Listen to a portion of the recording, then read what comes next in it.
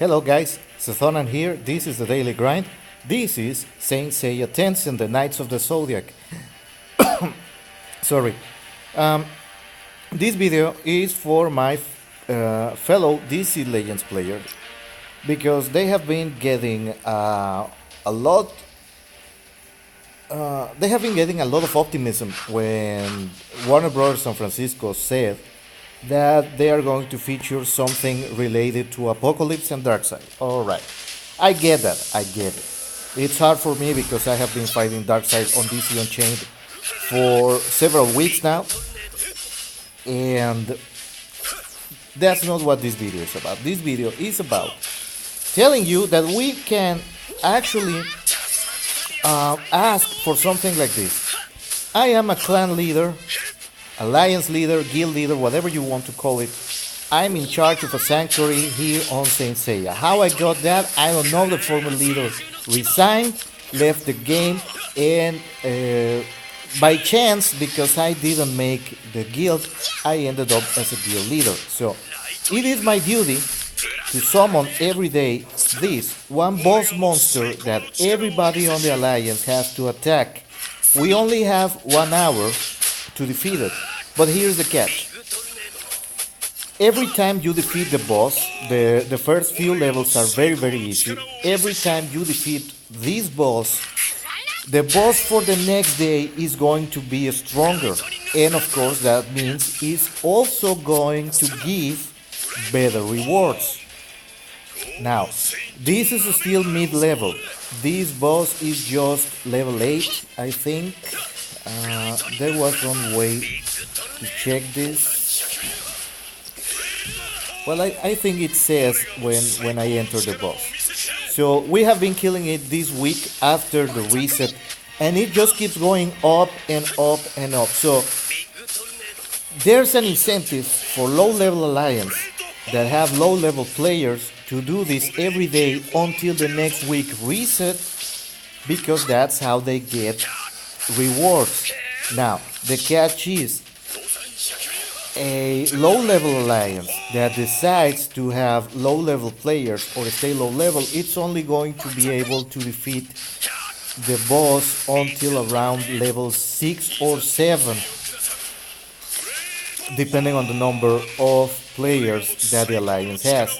Now, the advantage high-level alliances have, like mine, where I was able to single-handedly take off half the health bar of the boss. As you can see here, it lists the damage. That's the crown that identifies me as the clan leader. My other guildies haven't started yet. You get 3 tries per day. So when you have a sufficient amount of members in your alliance, let me cash my rewards. When you have a decent amount of players in your alliance and you can defeat the boss in a single go without using your 3 tries, it respawns at the boss of a higher level, so you can farm them. And this is something that I would love if it were implemented on DC Legends. That was the guild boss, but you also have a team attack of lesser bosses, and as you can see, there are many levels. We can reach around here because my alliance doesn't have enough players to keep the damage up, because sooner or later your guildies are going to cap in damage. Once you reach maximum level, maximum gear, maximum skills, your damage is going to cap out, and you only get 3 tries per day. So you have to make sure as a leader. This is difficult for me in this game because it's a Chinese game and there are very few players from my country and much less players from the United States, and it's kind of difficult to install because you have to tie a third-party service that is not from Google to a cell phone chip, so you can make an account using your account number, because they tie your account number to your actual cell phone number or the cell phone number that you use to register the account. So you can't really make throwaway accounts. That is one way to curtail that. Well, but there is that thing. That's two activities for alliances that don't really have any meaningful impact, except that they give you cash to buy stuff from the Alliance store that I'm going to show you right here. We have an Alliance store where you come here, and me as a guild leader, I use all the currency that the members get, and then I buy them little buffs for the day, for the bosses, and for stuff like that. There is that. And this is not the right time to do this. The activity is not active. But there is a nice competition that is about gathering resources and having a little fight while you are gathering resources. And it has a championship, and it has rewards also, in-game currency and stuff like that. So there is that. What I meant to say is that we can ask Warner Brothers San Francisco, or we should ask as players, to implement stuff like this. Try a little bit, guys, to erase that mindset that, oh, that game is that game and this game it's different. It's very difficult right now, believe me, to come up as a developer with a genuinely innovative game mode that hasn't been attempted before. So instead of trying to be reinventing hot water, boiling water, I think Warner Bros. San Francisco should start cribbing stuff from guys who are way more successful than them, and just give them their own spin on that. Because let's be quite frank, DC Legends in their alliance mode is very, very simple. There is no benefit from being in an alliance in DC Legends. So there is that. That's the boss attack that is available in this game.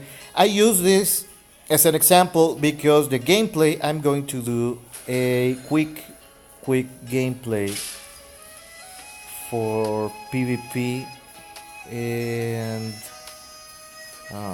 I don't think the arena is active right now. Yeah, it timed out. Well, sorry, this wasn't it.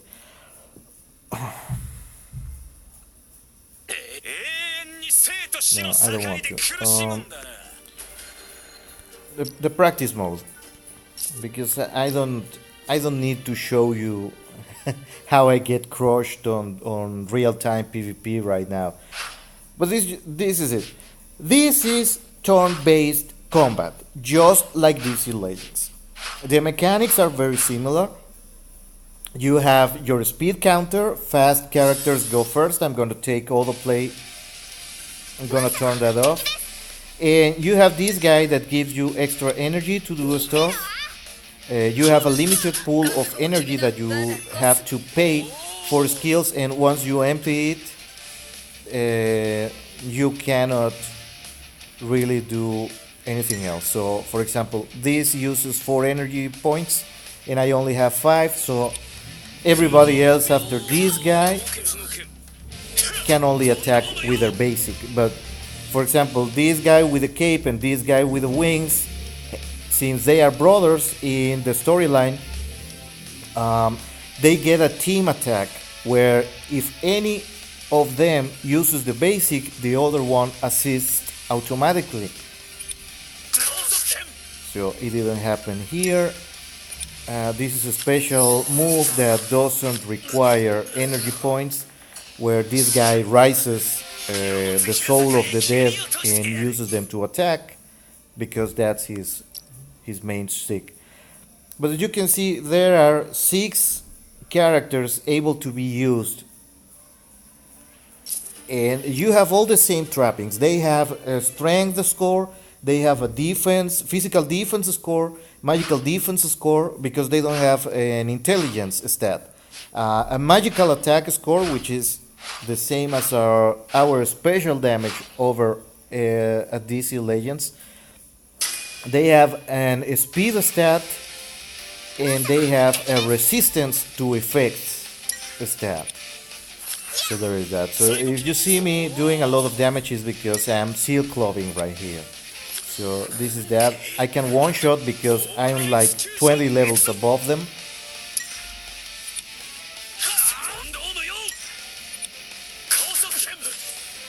And the more dead guys there are on the enemy team, the more souls I'm going to rise here. And I didn't even have to heal. But it's the same principle. So there is no reason whatsoever to say, well, what works for your game doesn't work for my game, because they are both real-time strategy or real turn-based combat role-playing games. They just happen to be from different franchises. And like, if these guys mean nothing to you as a DC Legends player because you are a comic book fan from American comics, well, I can say the same to you. But I look at this. I look at it this way. Like, I know who these guys are, but even if I didn't know who these guys were, I would be playing this game because it's way more engaging than DC Legends. Because I have been told in posts, go look for something else if you don't feel fulfilled on DC Legends. Well, guess what, guys? I have been doing that exactly for well over a year. It just happens to be that I hadn't found any game to replace DC Legends. And even if I'm playing some other game, that doesn't change the fact that I can use this to give you guys ideas so you can show the developers for DC Legends the stuff that other guys are doing. I don't say like in DC Unchained, because DC Unchained is an action adventure role-playing game that happens to have PvP, live PvP versus real players, and it has gears and it has levels and whatnot, but the entire mechanics for the game are completely different. This one is turn-based strategy, and it's, if these were DC characters, this will be a very, very nice game. Now, why I say that? Because, for example, there is this screen. It lists. Remember how everybody has been saying that they would love to have some kind of team tag mechanic into DC Legends? Well, this game has this from the get-go. If I team this character, this isn't a real skin, but whatever, that's not important. It doesn't change anything. If I pair her with this guy here, whoever that is, let's say this one is Satana and this guy is Green Arrow, they get a bonus to HP. Or if I pair with some other guys, they get a bonus to attack.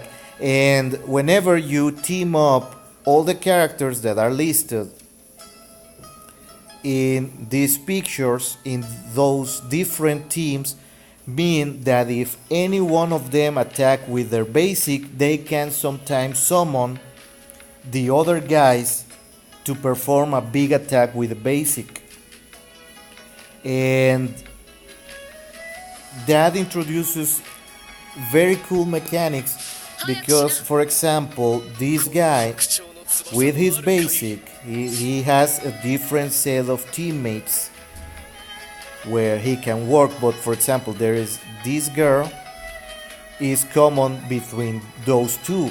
So if I include that girl in a team with him and the other gal, then either one can trigger the assist. That doesn't trigger the special stat increase for the team, but it triggers the assist.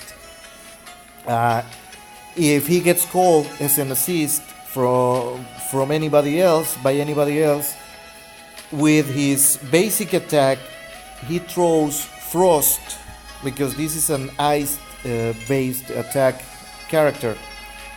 He throws frost at the enemy, and when he gets 5 frost counters, then many of his attacks and the other teammates' attacks, like for example this green hair guy and this guy, they get increasing probabilities to freeze the opponent, which is the same as stunning on DC Legends. You make them lose a turn. So there is that. There are a lot of mechanics in this game that I would love to see implemented on DC Legends, because they are interesting game mechanics. Now, this game is also very limited because most of the characters have 4 skills. Most of the time it's just 2 active skills, a basic, which is always an attack, either physical or magical. Then they get kind of a spell, which may or may not be an attack skill. They get a passive, and sometimes the fourth skill is again a passive or a different kind of attack. But they have very few skills. But the team building and the gear building and the rebirth mechanic, because this thing has a rebirth mechanic too, it doesn't increase or change the color of the stars. There are only 6 reincarnation levels, but you get a different, and I think I made a video about this and I already showed you. You increase your skill in what you could call the legendary status, but then you get your rebirth, and then your character gets better at what he is already better. So he retains his weaknesses, but gets even better at what he does best. And it's not an across the board increase in the stats. It's very specific changes to the character that make them specialize in what they already do. So there is boss attacks, there is for example, I don't want all of these included because some of this is very franchise specific, like this thing.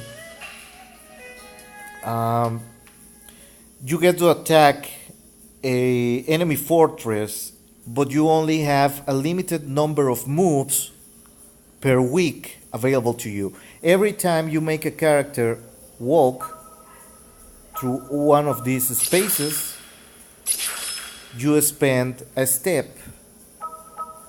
And you can buy steps, but it's both a puzzle and fights.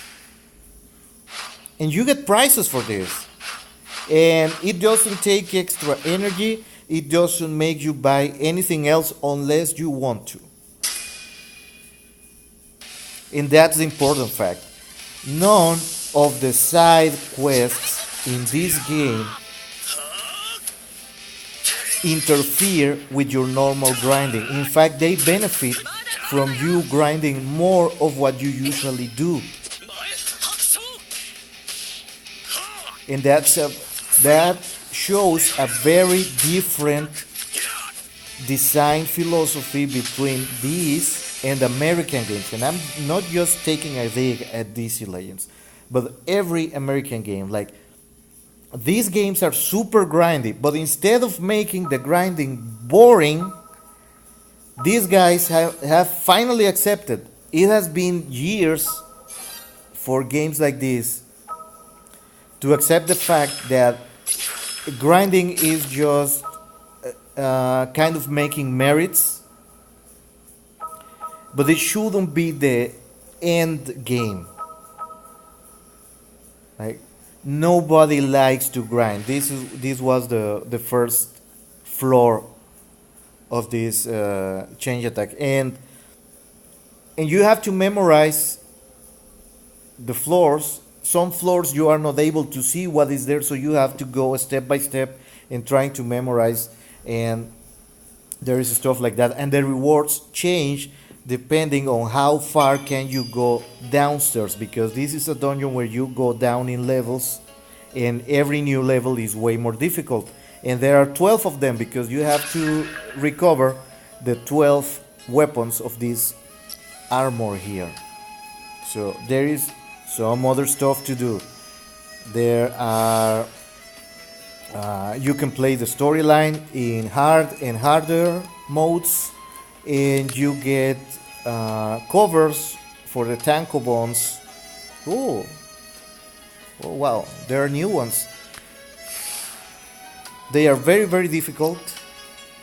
You have to bring your A game here, because every comic book that you finish gives you better stats for the character featured on the comic book cover, and every stage gives you extra rewards. And these are interesting because once they start getting very, very difficult, you start getting this, which is equivalent to blue rings and white rings on DC Legends. But these things are super difficult. These are end game content.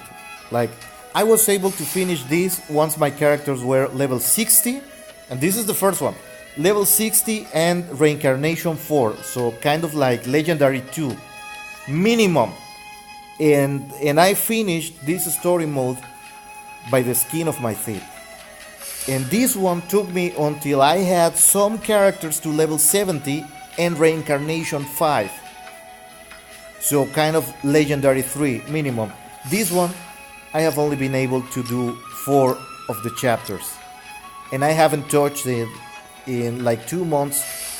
This one and this one, they completely destroy me. So there is content besides PvP that if you don't want to do PvP, there is stuff for guys to do.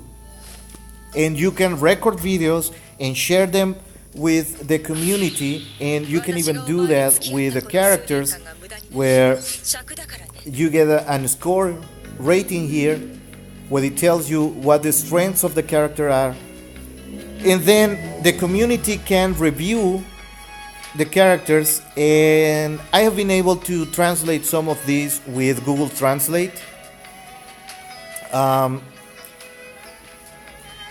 The community can come here and say, yes, I like the character and it works best in a team like this or so. And here they tell you something about pairing her with some S score characters, and what her healing and special attack and speed should be, because you can work certain stats here that you can't in DC Legends. So you should focus on getting what the community has reached as a consensus. So you have the 3 most upvote reviews at the top, and then you can make a review yourself, or you can read all the other opinions on the character, so you know what you're getting into, to know if you should develop a character or not. Because here, unlike DC Legends, getting a ton of characters is not difficult. Like, I'm going to show you my full roster here again. So I have a ton of S rank cards, which aren't necessarily the best cards, because they need the support guys and the tanks and the defenders and stuff like that. But usually the B cards are throwaway characters that are not very useful on their own. They cannot mainstay a team. But a team that has a well-balanced designed featuring characters from every rarity level are usually the ones that dominate the PvP scene at the highest levels. Like, just because they are blue here doesn't mean that they are garbage tunes. This guy, for example, if an enemy is already frozen and he attacks that character that is frozen, he forces the frozen status to last an additional round. So comparing to DC Legends, this is like if you stun somebody with Bane, let's suppose that this guy is Hogger, then Hogger will get the ability to strike, and if she strikes an opponent that is already stunned, she makes the stun last 2 rounds. Now, tell me that wouldn't change the metagame over DC Legends. Some stuff like that. Like guys interacting with some other people in kind of pre-built teams, but also a highest interaction between skills from different characters. Like they have something that is similar to the mechanics of Blitz in this game, but instead of being Blitz, it's called Venom, and the other one it's called Burns. So you stack burning marks on the opposing characters. But the mechanic is just like Blitz, is damage that is not affected by the defensive stat and is not affected by player level. It directly does a percentage of the total HP regardless of any modifiers from a normal attack. But there is a greater variety here than at DC Legends. So this is why I tell you guys, this is not me crapping on DC Legends. I want that game to be successful. It's just that you cannot close your mind and pretend that DC Legends is a great game, but it has many shortcomings that they are not easy to program, but they are easy to design because they are not new ideas. Kind of just like Bleed. And like I told you in my other video, reborn, rebirth, reawakening, reincarnation, whatever you want to call it, that's a mechanic that has been around in gaming for, well, almost 20 years. So you really cannot do something completely new with game mechanics like that. Turn-based has been around forever. Final Fantasy was one of the first games that started doing turn-based attacks in RPG settings, because turn-based attacks was originally used for military exercises and military simulations. So you just can throw away that and throw away what Dungeons and Dragons added to the RPG games or for tabletop, and most of the games that we play right now that have levels and improving skills and stuff like that, it's just cribbing Dungeons and Dragons and adapting a tabletop game to a computer game.